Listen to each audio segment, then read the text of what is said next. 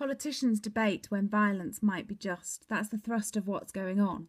It's not about an attempt at shining a light in dark places or exposing the pre-existing presence of truth in such spaces of anguish and fear, of conflict and dishonour. The question, most simply put, is violence ever just? Is it a must? Or does it just quench the lust for the other cheek, seeking some revenge for the suspected weak?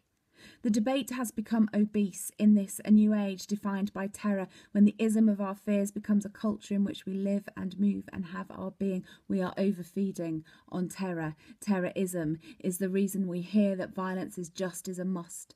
I've so far heard the bright quote and misquote St. Augustine and other fathers of the faith, ghosts of Christmas past, arguing a just war. Let me give you another slant, because whilst I know not enough about global politics and rhetorical bluff, I'm intellectually awkward in every setting, but I'm betting I know enough about violence, and like you and you and you, I know about silence. Women know terror. We bathe in the light of burning terror and caress the salt-lashed wound of enmity the world over. Is violence ever just? Is it a must, a necessary step in protecting others, or in meting out justice like slap-handed mothers? I heard a white middle-class man, a book-reading thinker and a law enforcer expound with sound the ethics of enmity. He made me think, sweet Mary, Mother of God, your stabbed-through heart was not a pious pit of doormat love, but a brimming fire of anger and wound Theotokos. Sweet Mary, Mother of God, did you hate these men who took your child, who spat, pierced and whipped, who crucified the flesh of your flesh? Were you not filled with terror on your refugee flight? It's okay, sweet Mary,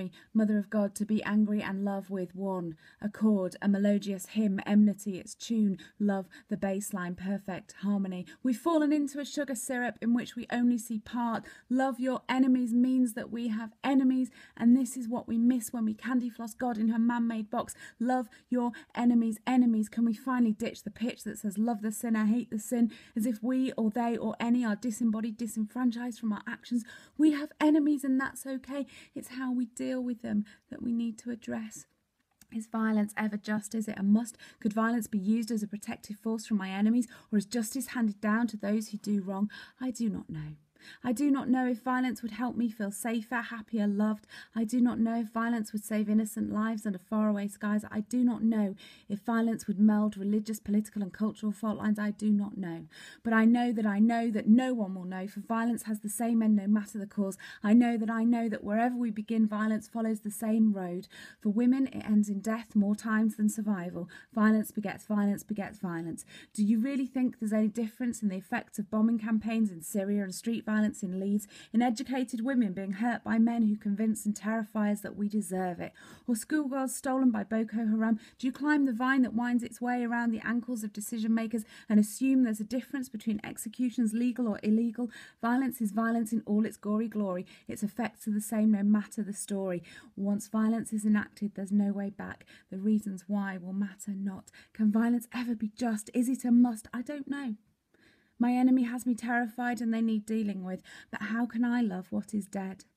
Today I heard a politician say, it's a case of kill or be killed. Well, if it's a case of kill or be killed, then let them kill me. For how can I love what is dead? Let them come and let me be killed.